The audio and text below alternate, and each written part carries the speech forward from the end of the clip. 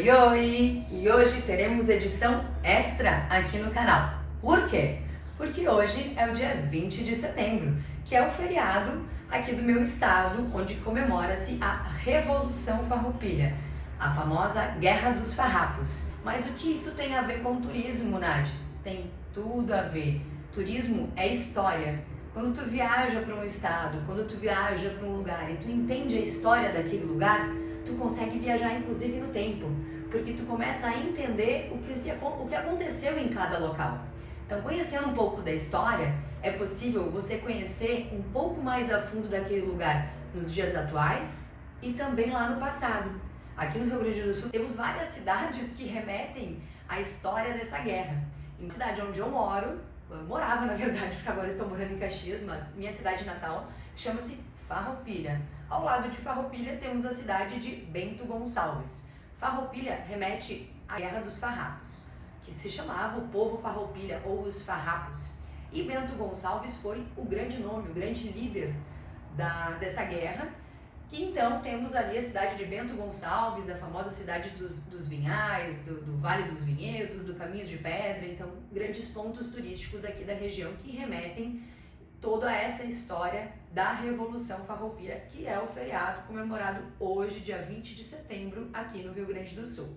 Vou te contar um pouquinho sobre essa história, para despertar um pouquinho também a curiosidade de você em conhecer o nosso estado e os pontos turísticos. E quando você visitar Farroupilha, quando você visitar Bento Gonçalves, você vai entender o porquê do nome destas cidades. Para quem não sabe, a Revolução Farroupilha foi uma guerra separatista que por um período separou o Rio Grande do Sul e Santa Catarina do restante do Brasil. De um lado, o governo imperial brasileiro e do outro lado, os estancieiros Farroupilha. Brigavam em uma guerra econômica que durou por mais de 10 anos, entre os anos de 1835 a 1845.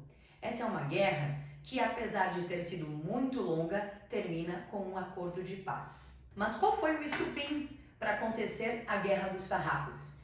Foi a alta tributação do sal, que o sal era a matéria-prima principal para a produção do charque, o que fez com que o charque gaúcho não fosse competitivo com relação ao produzido na Argentina ou no Uruguai. A grande luta dos estancieiros farroupilhas era no sentido da redução do imposto para que eles pudessem produzir o charque com valores mais competitivos e a tributação alfandegária dos produtos vindos dos países como Argentina e Uruguai, assim conseguindo fomentar mais o comércio nacional. Então, se o Brasil não quisesse auxiliar e ceder nesses quesitos, então o Rio Grande do Sul desejava se separar do Brasil para que pudesse gerir a sua economia com mais liberdade.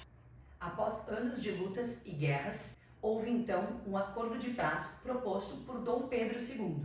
Este acordo de paz foi chamado de Tratado do Poncho Verde, onde, apesar do exército Farroupilha não ter ganhado efetivamente a guerra, o Tratado de Paz trouxe aspectos positivos para a economia, que era o objetivo inicial da Revolução, que veio a se transformar na guerra mais longa da história do Brasil. Os três principais pontos firmados através do Tratado de Paz foram: passou a haver a sobretaxa do charque estrangeiro, passando assim a fomentar o consumo do charque gaúcho, a libertação dos soldados escravos da Revolução Farroupilha, e o Exército Farroupilha fundou-se ao Exército Imperial Brasileiro, levando inclusive suas patentes e seus cargos, fazendo então essa fusão entre os dois exércitos. Basicamente, a troca pelo Tratado de Paz foi o Exército Farroupilha se incorporar ao Exército Brasileiro, imperial na época, mas eu não vejo como uma guerra que o Rio Grande do Sul perdeu. Porque, afinal de contas, lembra que lá no início eu comentei que o objetivo da Revolução Farroupilha nem era uma guerra,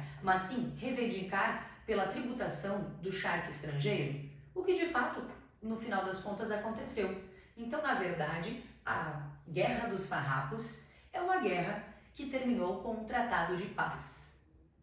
Se você gostou de conhecer um pouquinho mais sobre a história do Rio Grande do Sul, então já dá um like aqui nesse vídeo, se inscreve aqui no canal, me siga também lá no Instagram, @nadiellebrolo, e fica ligadinho que voltaremos para a série Marrocos com o deserto do Saara e o acampamento Berber no próximo vídeo que sai amanhã às 9 da noite aqui no canal. Tchau, tchau!